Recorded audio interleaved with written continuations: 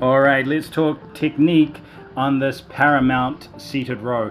So what I'm doing is reaching around, setting my chest, and then allowing my shoulders to round forward into my starting position to get a deep stretch through my upper back.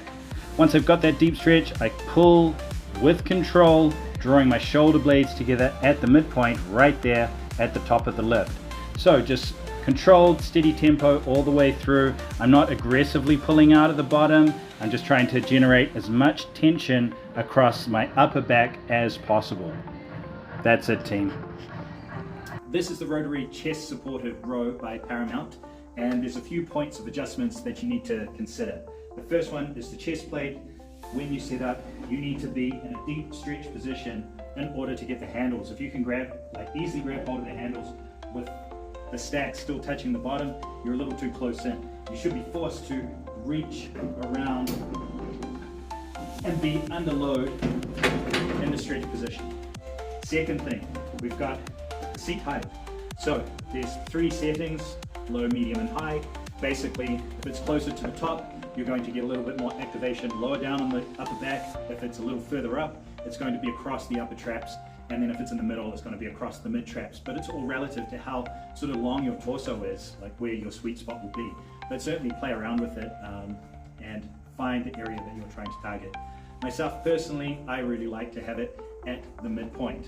And then the third point of adjustment is right here. It's on the hand grip. So you can move it in, move it out.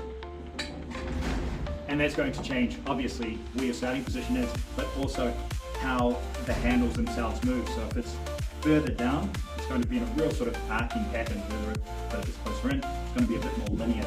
And you'll know right away if you're too compressed or not. So I personally like to have it on level 4 as my setting. I like to have this piece here with 4 holes exposed, and then I like to have the seat right there at the midpoint. And if I do those 3 things, then it's a really great feeling across the mid-back. So that's it, guys. Give it a go, see what you think. Alright, this is just a very quick review of the Paramount rotary back. I love this piece of equipment. I really appreciate its strength curve, meaning that in the bottom stretch position, there is lots and lots of tension through the upper back, but as you draw the weight in, the tension actually backs off a little bit, which is really handy because in the stretch position, you're naturally stronger than what you are in the fully contracted position, which is a little bit weaker.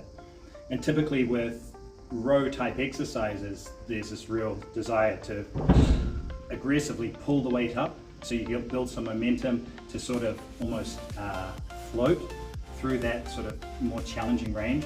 But because of the unique strength curve of this machine, hard at the bottom, easier at the top, that you don't feel the need to rush and accelerate through the bottom to build momentum. You can just keep that tempo nice and steady all the way through, and it's tough where it needs to be, and it's a little bit easier where ideally it should be.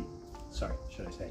So I'm a big fan of this piece. I highly recommend it, and I really do appreciate the rotary aspect of this, where there's this natural kind of arcing pattern. I've used plenty of different row machines, like really high quality ones, and yeah, this is definitely one of my favorites. So. Well, that ended abruptly. I was just going to say it's a really great piece of equipment. Highly recommend it. Yeah, add that into your next back day. All right, see you guys.